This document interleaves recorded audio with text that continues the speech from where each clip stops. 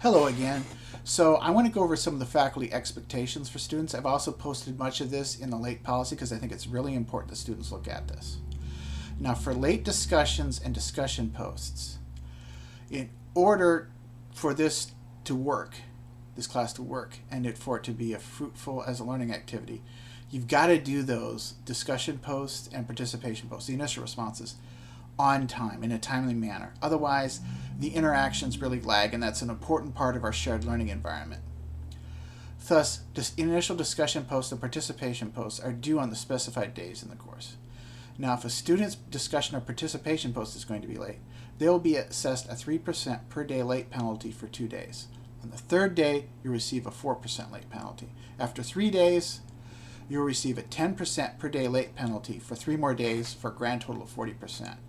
So if it's 4 days late, there's a 20% penalty. If it's 5 days late, there's a 30% penalty. And if it's 6 days late, there's a 40% penalty. And after that, it's a 0.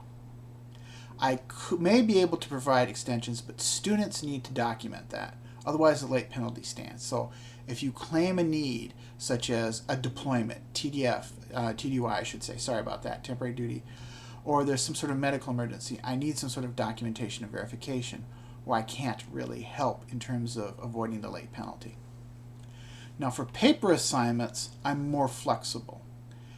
At the same time, I have to balance the treatment of students who get their work completed on time with that of students who may or may not have other issues that could or could not be excused. Once again, all of the late penalties can be waived and eliminated if students can document a legitimate excuse, such as they were very ill, or they had a military duty assignment, or there was a death in the family. Now, in this way, paper assignments are due on the specified days in the course, but I won't turn in the penalty to the paper assignment if it's turned in a day late on Tuesday instead of Monday. This is something new I'm trying out as part of a larger project by UAGC to assist students in meeting the needs of an accelerated course. I don't know if I'm ever going to do this again. A lot will depend on you guys. If basically the entire class waits until Tuesday to turn in their assignments, then I'm never going to do this again. And in point of fact, I may stop it. So if all the students go, I'm just going to wait till Tuesday and not turn anything on a Monday, in the future I'm not going to do that anymore. This is just basically me trying something out to try to work with students and see how they treat it. It should be something that students will do, but it isn't necessary. But if they need to, but not abuse. Now, students that are later than that will be assessed a 3% late day penalty per day for 2 days. On the third day, they will receive a 4% penalty. So that would add up to 10% if it's late 3 days after Tuesday. After that, students will be assessed an additional 5% per day late penalty until they have a 60% late penalty.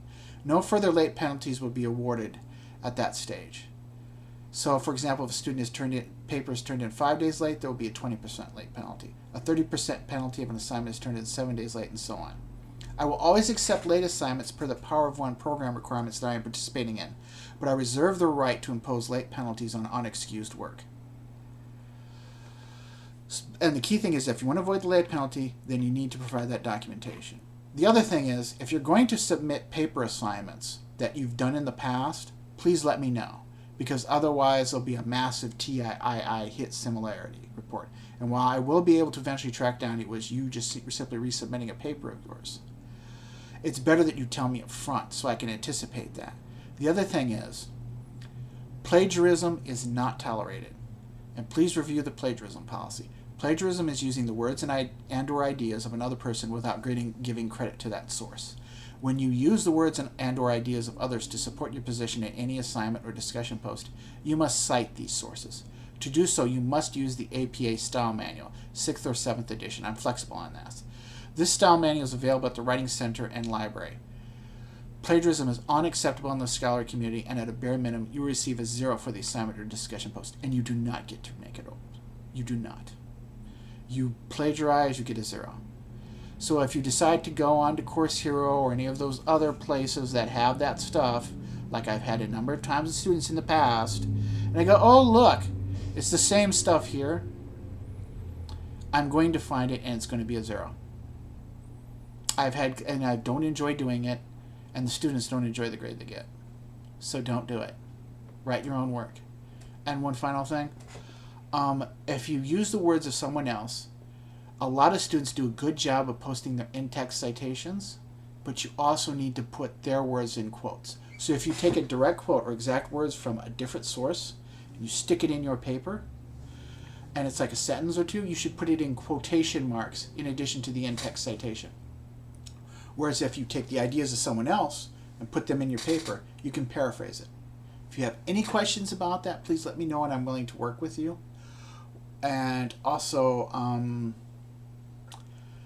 if you have another good resource to use is the Writing Center and Library.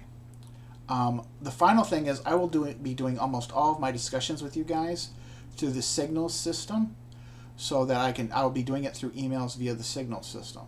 So those will be the message I'll be communicating with you. It's a special, it's like the email, but it's like a special way to make sure you get it.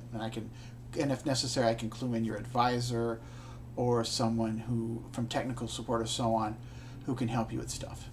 Anyway, I look forward to working with you guys.